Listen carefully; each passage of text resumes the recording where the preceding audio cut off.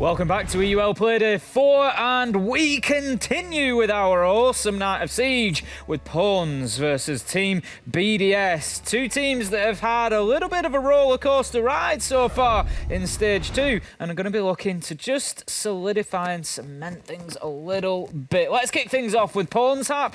It's been a little bit of up and down, but signs of promise. There is definitely sounds of promise, right? I mean, they got a good victory up against Na'Vi 7-2, and that one left us wonder about where Na'Vi truly was in the current tables. And after that, they came up against the Wolves and managed to pick up 5 rounds as well. A 5-7 loss, that is, but still signs of growth for the team. And I mean, Wolves, we've just seen them, might just be one of the best teams we currently have in Siege. So picking up 5 rounds against them is definitely more than other teams are able to do. I mean, they picked up more rounds than Heroic did, right? So they're definitely moving in the right direction. And it's just, I feel like they feel a little bit reinvigorated now that they have a new player that they can probably trust a little bit more than they trusted Andrees. It wasn't really working out with him very well. So for me, it's just seeing opponents that have more... I'm trying to find a word that would make it fit, but it's like they have much more just confidence and positioning on the map. Like they are just present. That's the word I would think I should use. And it's like they played really well on Cafe against Na'Vi, even beating them, what was it, 7-1? 7-2. 7-2. Yeah. Doesn't really matter. Still a very convincing map. And then grabbing 5 rounds against Wolves. So they're getting there. I mean, we actually have had to had prepared for you guys as well, and we can just bring it up because we're going to move over to BDS in just a second. And it's a Mission versus Shaiko. And the reason why I want to bring these two players up is pretty simple. A Mission has been the player that really started stepping up. And he's one of the biggest reasons why they are winning rounds in Pawns. And it's not said that Shaiko is better on everything. Well, the thing is, BDS was a more dominant team than Pawns were. And it's just kind of, a Mission is stepping up, giving them the opportunity now to start winning games. While Shaiko is actually keeping BDS in the game still. That's where we're going to move over to BDS. Shaiko has been keeping them in this stage. The rest of the team have kind of felt disjointed, and in the last interview after the G2 game, they said that we're going to try to move back to what we used to do and how we used to play, because they weren't very comfortable in, well, their current performances. So hopefully we can see a more stable BDS, a more, I would say more structured, because that's what I feel like they were more before, and hopefully better results with it. Ever since ever since SI, we have to say, it's started to go a bit downhill for them. They've been on the top 4 2 years or something for Europe. SI happened, unfortunate circumstances, weren't able to play with the full lineup for the majority of it. Were knocked out in groups. They struggled at the start of Stage 1. They tried to get back into it, eventually did. Qualified for the Charlotte Major, and again, disappoint compared to what people would be expecting from them. But that might be the issue. Everybody rates them as this, like, godlike team in Europe. Everybody expects them to make grand finals and win it eventually, but they haven't really been at that level yet. And whilst they are a very good team, or have the capabilities to, they're starting a bit slow this stage. I mean, they're being rated so highly because they have what is, in my mind, and probably a lot of other players' mind, the best individually talented player in the roster. With Shaiko just performing like he does every single time he steps his foot on the server, you have high expectations on you. And you've also performed, well, regionally very well. So they disappointed, I don't know, disappointed. They didn't play well last stage, going out in quarters. I don't know if that's really a disappointment after such a stage. Yeah, it depends on where you put the bar, right? Yeah. People expect them to win the tournament, so going out in quarters then is disappointment, but that would have been a little bit delusional. I just hope that they can show up, and I hope that the new structure that they want to play around is going to give them results. Well, let's have a look at exactly where we're going to be playing first of all. Let's bring those map buttons in and see where Pawns and BDS will be going to. BDS taking Chalet out as that final option, leaving us with Clubhouse. Nice and simple, straightforward, a map that everybody should be able to play, Hap. There's 2 sayings in the EUL, right? You never take a Russian team to Clubhouse, you never take BDS to Clubhouse. I mean, we're about to find out. We're about to find out which one is true. Yeah, the thing with taking a Russian team was the old roster of the same organization.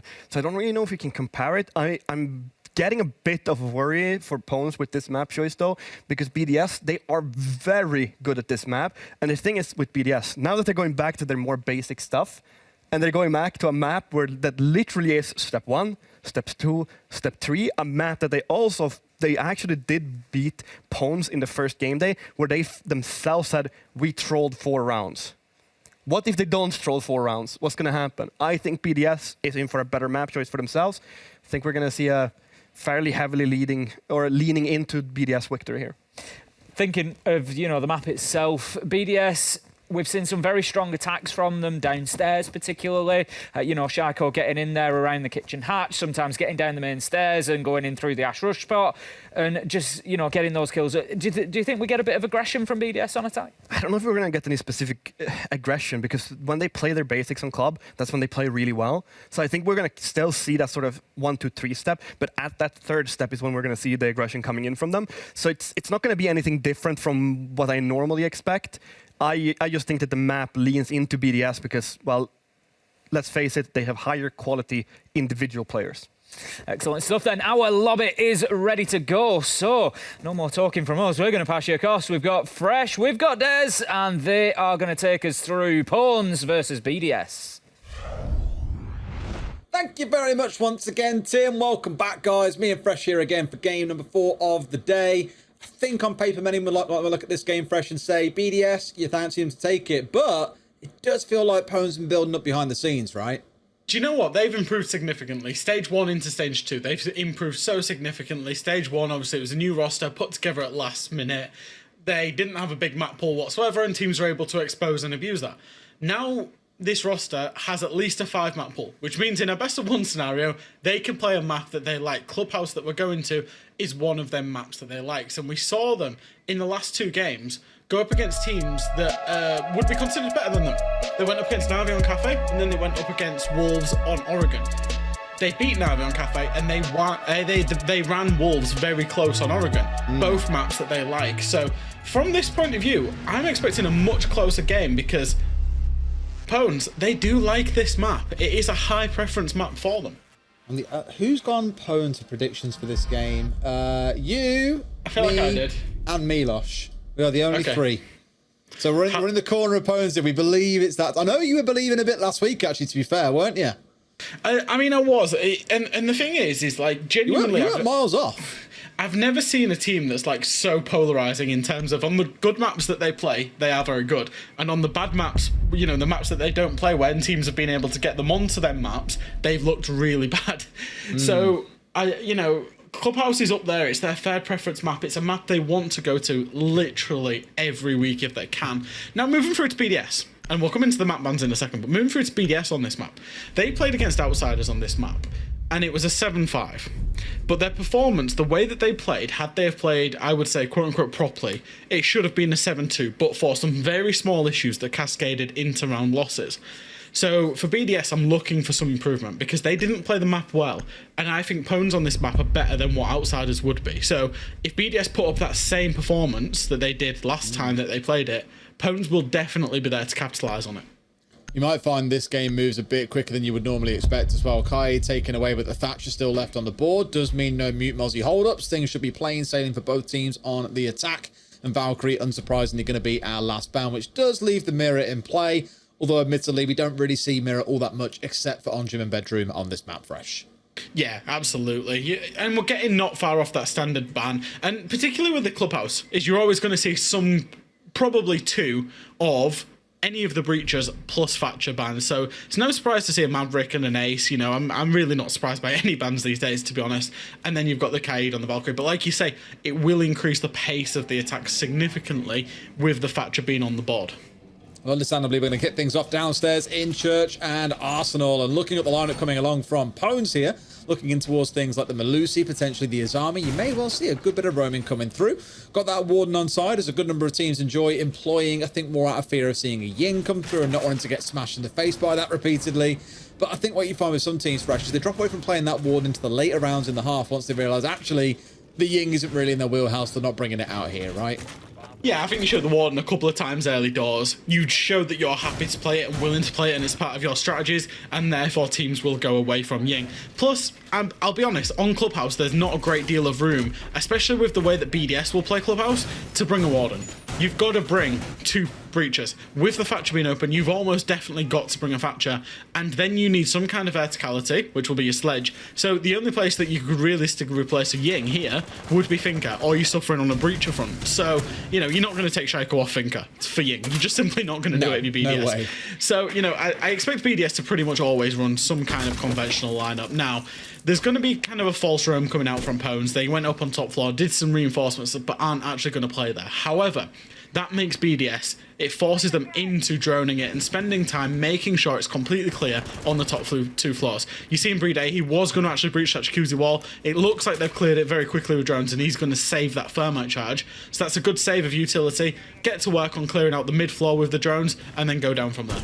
Yeah, they seem pretty happy here. They've got everything they need to on the clear through. So like you say, can put that focus on the downstairs. So to have an idea of what's going on inside about 60 seconds ain't bad, especially where, as you saw just there was a couple of mute jammers scattered around that top floor. You know, this is the reason why the SSG room, as it was known a good few years ago now, was so popular, was you waste so much time because you can't always drone through things. Sometimes you've got to nade them, you've got to go in a little bit blind. It can really slow the teams down. So good read by BDS to already start looking at the site. Arguably, Shaiko a little too far ahead of the team at this point, though. Did come pushing down blue, and now they've lost a Finka, a really critical operator to not have on the board anymore. Shaiko always plays very segmented over on that blue Adam Stairs area, so I'm not surprised to see that Emission's taken an early peek to go and get him off the board and go and clear that position. Shaiko's an incredible player pushing late down there. It actually looks like Emission peeked up rather than Shaiko coming down, but that's Shaiko off the board, and it allows Pones so much more freedom to front up this attack without the worry of a player coming to blue. Now BDS have got to make it work, though, with the numbers they've got, right? Like, okay, it's not that... I don't want to say it's not a big loss because it's Shaiko, and like they spoke about on the desk, he has been their standout player this stage. We're seeing him back to that form that we're so used to. Exodus turning it into a second, taking the Thatcher off the board. A lot of those EMPs already used, so no big concerns on that side. But it does mean the remaining 3 members of BDS have got to claw together an attack here. Exodus hitting the deck, down but not out, as Rafal finally taken down 2. So in a 5 versus 2, call it a 4v2 if you really want to as well. BDS have just fell apart before they've even got a chance to square up for an execute at this point fresh. And I always think back to the old BDS, the one that would hit you with 5 people at 70 seconds left, and you could do nothing about it. Breeday's in for 1, a C4 over the top, and Shiro's trying to find something, anything, gets a kill for his troubles, but can't find any more. A comfortable first round for Pones. Yeah, BDS are kind of struggling in this meta, and if you think about the way BDS used to play, it used to be 5 people at once. It used to be trying to find a kill out of BDS used to be so hard to find. Finding an engagement with just an individual player used to be so hard to find. You weren't able to use and abuse individual engagements the same way that BDS are offering up right now. Shaiko was alone. Then the next kill bottom main was alone whilst there's still verticality going on and there's people running around Armory. By the time they'd even done the verticality and got to the point of a setup, they were in a 2v5, and that's so uncharacteristic from BDS. And it's individual decision making often, to be honest, from the players that kind of cascades into that. For Pones, really good understanding of how BDS would play it. Like I said, they do their homework very clearly, do their homework, and they also play the map in a manner that, you know, they understand how this map plays out and how it facilitates. WTG doesn't look like he understands how that Kiva barrier has gone across the floor rather than the top red area. I don't understand either. No, I don't. I think he's hit the floor with it. I don't think he's hit the barrier because obviously he wants to keep it. That's the awkwardness about the Kiva barriers. And if we see him throw the next one, he's got to put it low there so that it's able to be peeked over the top of. Because if he aimed it to the top of that barrier, it would simply be too high to peek. So there's an art to where you place it, and I think he's gone too low and hit the floor with that. Yeah. Just touching on the end of that last round as well, you know, Playday dropped in through Hatch. I think back to when I first cast BDS years ago, and they were still doing that kind of execute. I can think of some really messy scraps around that. So maybe it's also the fact that BDS haven't changed much up here, and Pones are like, well, we've seen them on Clubhouse dozens of times at this point. We have a good idea of what's going to come, and clearly it wasn't a bad read in the first place. Yeah, I mean, PDS used to be the team that did the default but did it better than everyone else. Yeah. That's not been the case so much anymore. Ironically, old Empire style.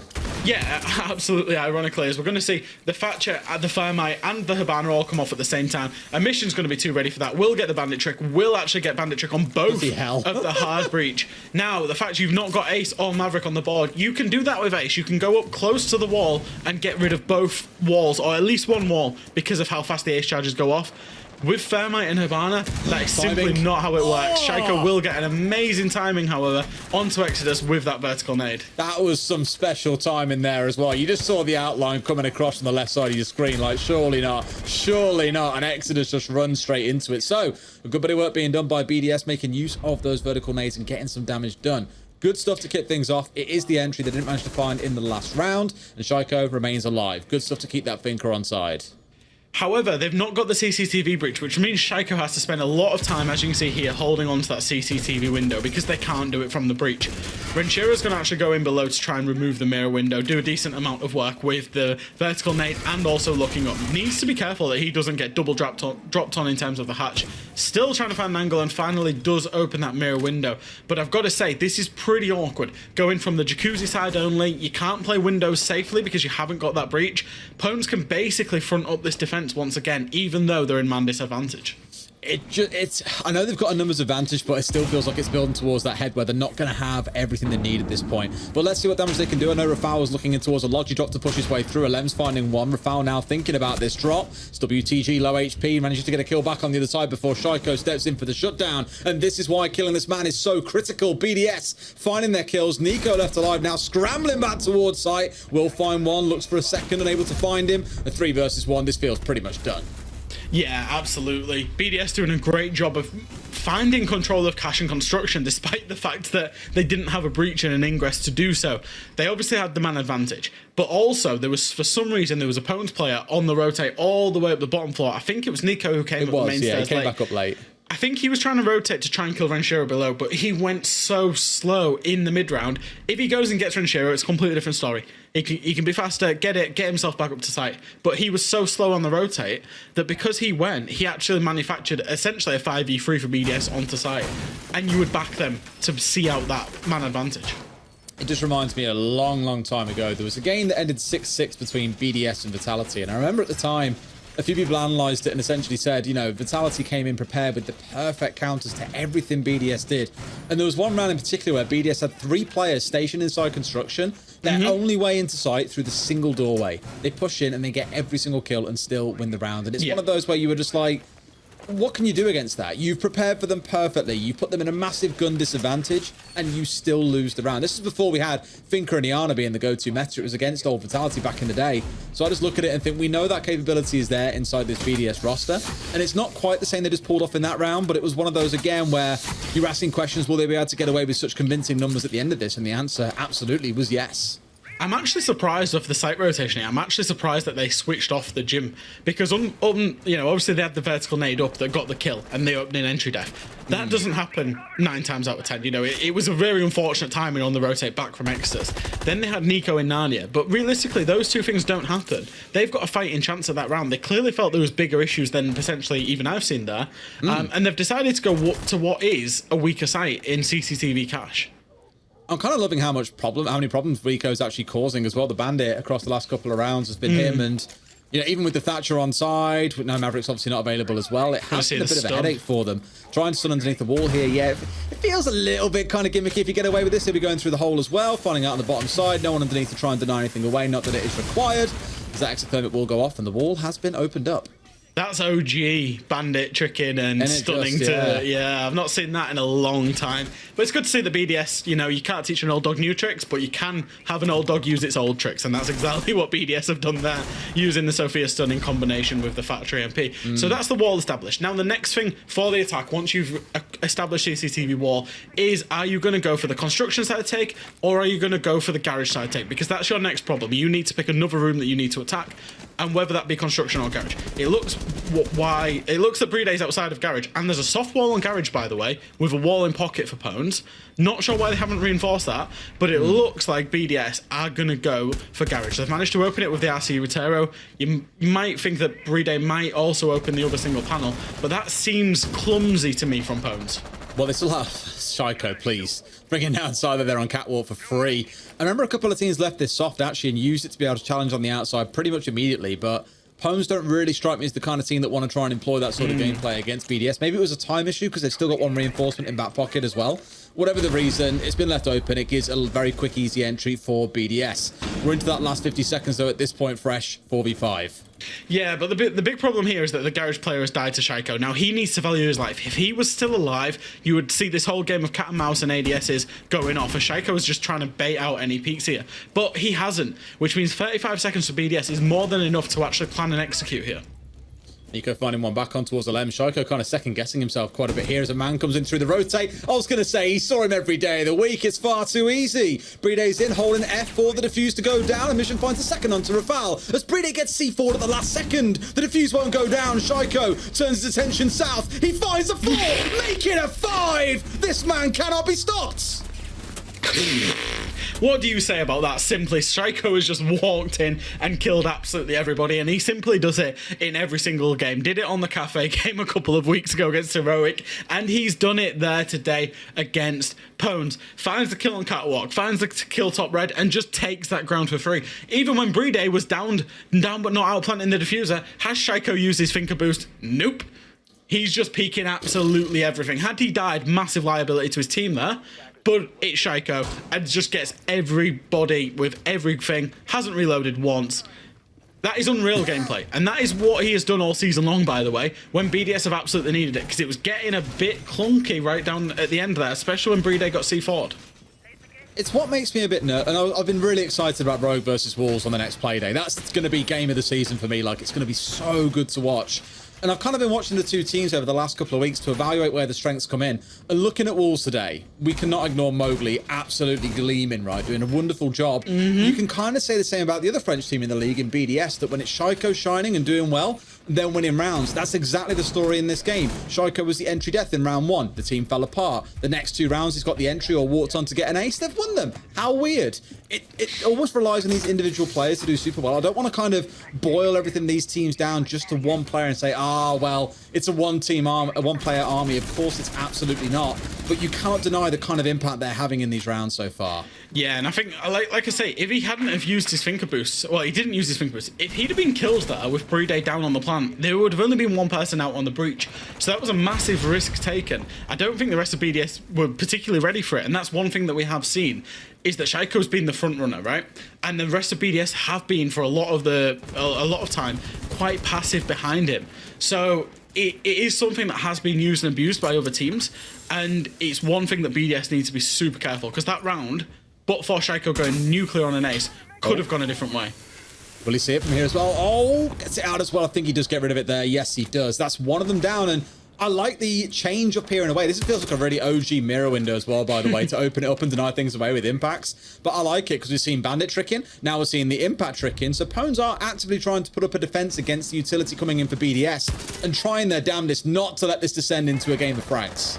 Yeah, it makes this breach super scuffed, by the way, the fact the impact tricking coming out. And I think that was baited out by a Lems there, was just putting the Haban pellets on and then peek. But a Mission will just continue peeking the breach and find a kill onto a Lems. There's Shaiko with his customary kill him literally every round. Has found one straight away back onto WTG. This could be one of those games for Shaiko. He's seen Mowgli shine and goes, you know what? He can't be the main French kid that everyone's talking about. It's my time to do the business. Here, looking at, they are setting up out towards construction. So that's where you've got 2 players starting to square up for a potential push through. For most opponents here, they've got themselves sat at the top of red. I think there's 2 or 3 players around here now behind mirror windows, sat behind the Aruni laser gates with the Banshee arm in them. They've got all the tools to hold back a construction push, but have got to be so careful about a push coming in from the breach side. And the big problem is that Habana's dead, which means you can't get the CCTV breach or this breach onto the mirror window. They're going to have to nade or simply win out gunfights. And who would you back to win out gunfights? Anybody. Shaiko will win them, and that's what we're seeing here. The easy 2K just walks in the round and is no doubt looking for more here as well. A Mission slightly panicked because he knows there can be one off towards breach. We have that wonderful power of outlines. You can see it's not the case. Renshiro into another. Shaiko finally put in the dirt, but there's still 3 left alive. BDS make it 3 in a row. He just struts his stuff. Is there a mirror window? Check. Is there an Aruni gate? Check. Can you do any realistic breaching? Have we even got the construction wall open? Check. No. Check. Walks in, gets killed.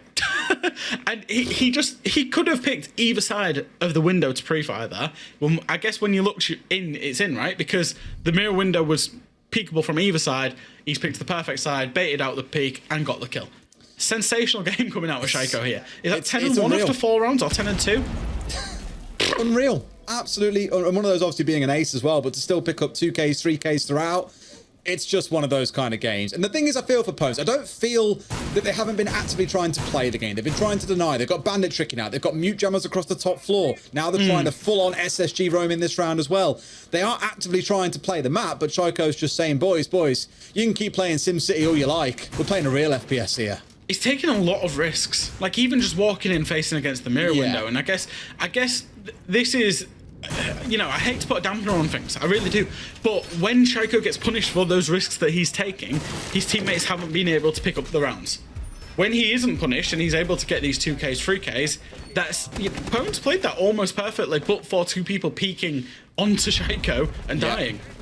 I mean, one of them was a pre-fire onto behind the mirror window, right? If you've got that mirror window, you're backing yourself in most cases to win the gunfight as well, knowing you have the info and they don't, and you still lose out to an LMG pre-fire anyway. It's just why you keep seeing things like Finker being banned away for this exact kind of reason. Either way, let's get into it now. I mean, also referring to, of course, he plays Iana, ARX, 20 shots. Not doing anywhere near as much damage, or at least not as much over that amount of time. Let's see how this round shapes up, though. We've got that Mutant Mossy on side once again. No Thatcher being brought along by BDS, who opt to say, you know what, we've got a better game plan here as well. We don't need it. We can focus on getting things cleared out and just hit the site hard with that Monty.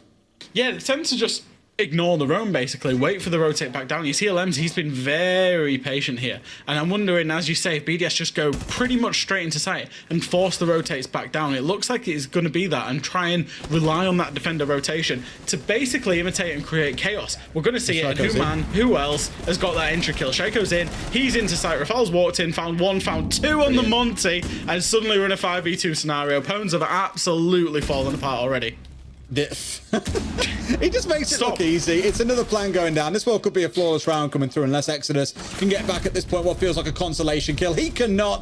BDS are just tearing through Pons in what I thought might be a more competitive game. That's why they haven't really turned up at this point, because Shaiko's walking the show. But just a quick word on Pons, because they've been very hit and miss. And now I thought it was map pool as to why they would be hit and miss.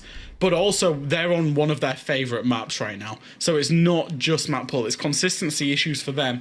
And again, not to recognise, rotate back, or to get flawless on a rush on that roam, it's very rarely seen, because most teams on the defence know how to deal with that roam and that push when it just comes straight from dirt and blue.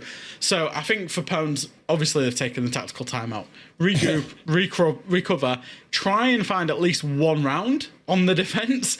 I do consider Clubhouse an attacker-sided map now. I think, you know, previously it was pretty heavily defender-sided. I think the way teams can play it, you're kind of lucky if you get away with a 3-3 split on the defence. I think Pons probably should have been good for the 3-3 split, but for Shaiko basically existing.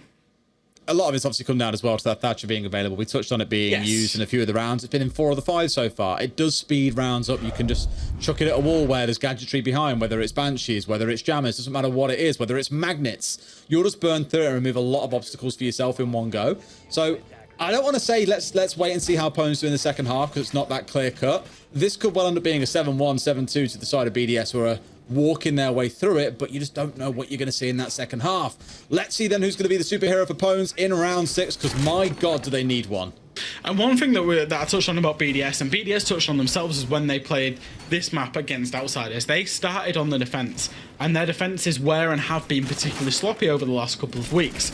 However, when they got on the attack against Outsiders, they looked really damn good, because it is very process driven, and that's what BDS do well, is the processes. So even though they've skipped a couple of processes in a couple of these rounds, as we say, with Shaiko, but more often than not, BDS will always do well on the attack of Clubhouse. So like you say, get to the split and then see what happens after that. Going back down to Church Arsenal, it looks like it's obviously going to be some kind of default turtle setup, and then with a bit of extension out to main stairs, shoot a couple of drones from Exodus and fall back. Keep yourself safe in and around site, especially with the mirror windows. I think this is the right play for Pons. I like how they've tried 3 different setups as well, right? I mean, looking back into round 1, we had the Warden, for example. This round, we got the mirror. We had the SSG roam in the previous round. They've tried 3 different things, so they aren't just saying, oh, if we keep on trying the same thing, then surely it will work, right? They've always got a different idea. Shaiko moving forwards under the cover of that nade, clearing out the mute jammer on his way through, and now has control of blue. Maybe hoping to find someone looking to push on the upstairs, which makes you think maybe it hasn't been fully droned out yet by BDS, who now they've got inside the building, to take a little bit of time to figure out exactly what's going on. Yeah, that's that risk taking that we mentioned, is the fact that he's just gone in there without a full appreciation of Lounge. The problem is he's earned the right to do that with all the kills that he's got. He's earned the right to take that little bit of risk and the respect from opponents that they won't be ratting out in any random staircases or corners. Good fast pace here from BDS. They started the verticality with 2 minutes to go. That is very fast on a Church Arsenal take. Absolutely. I mean, I always tend to say if teams are playing an SSG roam and you get down to smashing the floor to pieces at like the 1 minute mark remaining, you're not in an awful spot. Obviously, you'd always take more, but at least you've got enough time to get the business done. Whereas here, BDS have got essentially double that to work with. So if it all falls apart from here, they'll be absolutely kicking themselves. Yeah, absolutely. Wrench is going to do a lot of work up and above, especially the hallway. He's not focused too much on above armory yet, trying to identify the hallway. BDS, they might work down the main stairs here, but it gives them a lot of options. The fact that all hatches will be opened, you see the mirror here as the reinforcement will go off and the Thatcher come out. That's the EMP. That's the EMP, the wall will go off, happy days. And that's the breach coming out. Gives BDS so many options. The fact that all of the hatches are open, and the fact that also Church Wall is going to be open, even if very slightly. That was very quick reactions, getting the shotgun up towards the top, the impact nade over the top. It keeps the mirror window intact as well. Great bit of team play coming out from Pones. And again, leaning into the whole thing we said earlier on around they are playing this well and they are doing the right things. BDS are just hitting them a little bit harder. Here we come to that last 45 and Shaiko is daring this man to step across from Gen, daring the man to step through the rotate to the right. He's so close to both of them, but neither of them giving an inch so far. You got Playday now looking to open up the wall. You know where the plant's going to come in. It's behind the black box or behind the half bar. And they know surely there's at least one player hanging on the other side. Alems bringing down Exodus inside of sight. Church is starting to open up. Time to get praying, Pones.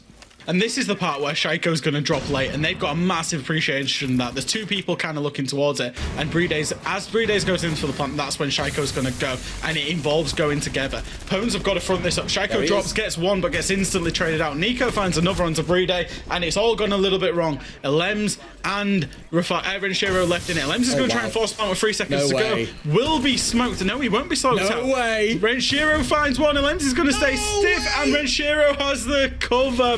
Massive round, massive clutch in the 2v2 there. Massive for Renshiro there, essentially in a 1v2 as well. Not only was the planter on about 2 HP, he was planting. He was out of action. You always see those situations as a 2 versus 1, but Pones simply can't pull it back, despite, again, showing some of the right moves. 2v1 in Shaiko to make sure he only finds 1 kill. The problem is everything goes off on the breach. They get in and get the plant. It's just one of those rounds where it felt like Pones had something going, and then BDS snatched it away at the last drop of the hat. Wonderful half from BDS. A lot of it, yes, riding on Shaiko, but you can't ignore it's still a 5-1. That play there from Renshi, because Renshiro's had pretty indifferent stage so far, along with pretty much the rest of BDS, but also with Rafael and Breeday as well. Very passive stages from all of them in terms of the players. But generally, Renshiro has been one of the key suspects in the bad decision making for BDS and why things have gone wrong. Bad individual making on his part, individual decisions and decision making on his part. I hope that 2v2, because he's completely just won that round for BDS. Yeah. I hope that is a big confidence boost for him, and he then gets back, off the back of that, gets back to the ways that we kind of know and love and the performances we expect from him. Because this BDS performance so far, yes, you said it's spearheaded by Shaiko, but it's the BDS that we've kind of come to expect. Wow. I know it's against Pones, who have been one of the weaker teams in the league, but it is a performance that BDS haven't realistically put in this stage.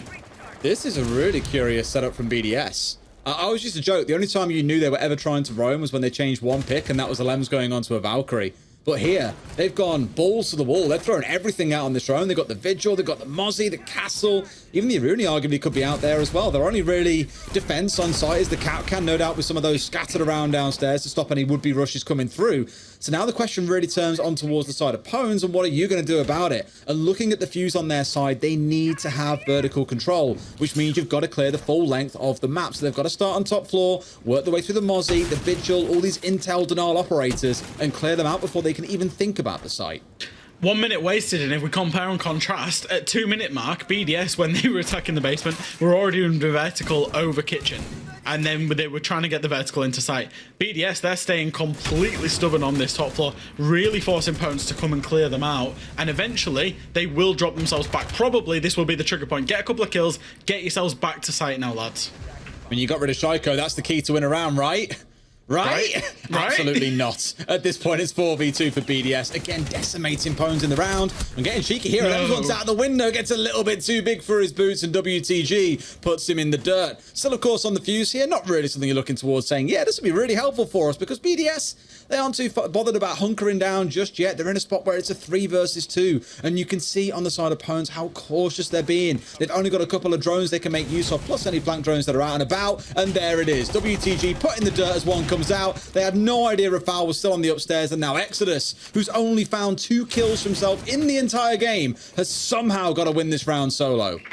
Yeah, it's going to be realistically hard, and there's massive commitment to BDS, from BDS onto the roam. To be honest, had Pones spotted that, had they, spotted it and seen it, they might have been able to identify something on site, but they tried to clear it, and BDS simply, I don't think they had an expectation that BDS simply had too many bodies upstairs on the roam and would keep throwing bodies at the problem until it became the solution. Exodus, like I say, he's in a 1v2, he's on the top floor, he's had a bit of a drone, knows his main stairs are clear, and that's pretty much it at this point. I think maybe that laser gate being taken out should have been heard by Renshiro. The bar comes up, as you say. They know where exactly what he's going for here and where he's trying to drop. And the one at the bottom of main stairs, of course. They haven't seen the downstairs so far in the round. And he runs straight into the cap can. How unfortunate. But everyone packs a bit of insurance every now and then, huh? I saw it late and I was just like, is it? Oh, yeah, it is. How fitting that in the end. And that's the lack of information. That's why when you can't clear the roam and simply the roamers get so many kills out on the roam, you don't have the information in the end. He got the drone to bottom main stairs, had no idea where the cap cans were. There was 3 based in bar, there was 1 based in bathroom. Realistically, he could have ran through any of them and died. And it's just, you've got to make it work in the end. But BDS excellent on the roam, a big commitment to it and a big double down on the roam and the engagements, rather than using the trigger point to get back to site. I mean, this is kind of what would make things easier. If there was 1 player off on the roam, we could look at Pones and go, boys, you've had all 5 of you pushing the top floor and you've lost 2 players trying to push this 1 guy. What is going on? The problem is we saw for BDS 3 players grouped together inside of construction. They were not giving up that top floor for Toffee. They really wanted to fight and hold it, and that's exactly what they did. And Pones, sadly, were the ones who paid the price. They've now got 1 last chance to keep this game going. Otherwise, our night of really rapid games, we've had a 7-1, a 7-0, potentially another 7-1. Man, this would have been a quick day. Blink and you'll miss it. Yeah, no, I was looking forward to casting with you, Des, but I've got to ask, when does the game start? Right. Because both of these games, like you say, Rogue was a 7-0 and this is shaping up to be a 7-1. All is not lost for Pones. All is absolutely not lost for Pones yet. But they've just got to keep plugging through it. I think BDS are full of confidence, and that's been a big issue for them, though, so it's not going to be an easy one. They've chosen to go to Gym. Now, obviously, Gym's their second site. They don't want to play Cash CCCV unless they absolutely have to, and it's going to be a pretty default horizontal extension out towards the east. WTG's G, can't say his name, is going to try and get a little bit cheeky through the drone hole. Try and say WTG and cheeky in the same word. Trying to get a kill through the drone hole, only gets chip damage onto Rafal. Use your letters. Oh, mate, I can barely speak English as it is, and the frequency and the pace of this siege. Always. It's beautiful stuff, isn't it? Well, here we go then. They're holding the angle, waiting for this retreat back in towards site. Exodus in a good spot, but watching get banged off that window any second now by Shaiko as he tries to step back through. I think he knows that he's there, and he's just saying, look, come on now. Just give me 2 seconds. Just 1 more second. Come on. Now? Come on. Shaiko plays this position. It's well known. He played it a lot against outsiders, and he's always played this position between the construction window and the master window. And he's a menace. There will be a jump in to try and heal with him. Exodus will jump in and jump back out. Like I say, that position's well known. Exodus has played that situationally excellently there to just jump in after hearing Shaiko shoot the bullets and then jump back out. He had to take the risk, right? Otherwise, you keep on trying to play this straight siege while things are not going to go to plan, as BDS has shown you across 6 of the last 7 rounds. In fact, 6 rounds back to back. It was back in round 1 when Pones last won. Feels like a long distant memory, but it is based on a true story. Alem's now still holding inside of construction, looking to try and challenge a little bit out towards Cash and CC as they now start to concede control. BDS still have control of the site, but are down a couple of players here. It comes back to that big question. With Shaiko off the board, can Pones get the round over the line? It's still winnable for BDS. That's the thing, is that because Pones are coming completely from one direction so far, it's completely the Cash side across. WTG is going to expend his second ferment charge on the construction single wall to enable that one direction push a little bit more. But there's going to be nothing Jacuzzi side, nothing main stairs side, which means BDS can currently front it up, even if they do end up leaving logistics. It's still winnable, given the fact that there's only 50 seconds left, and they've only essentially got to look in that direction of the east side. And this is the thing, they're trying to open up all these areas to come pushing in, but there is different areas of resistance being offered by BDS. However, the numbers now thinned out. Lem's off the board. It's looking a little bit dicey. They've got the ping out into South Balcony as well. There's 2 coming in through Logi. It should all fall apart at this point. There we go.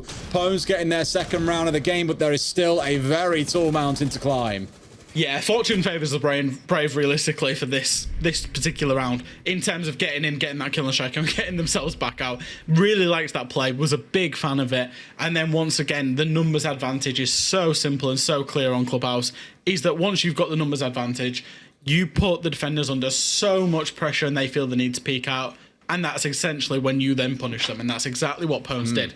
That's one step on a very long road to redemption inside this game.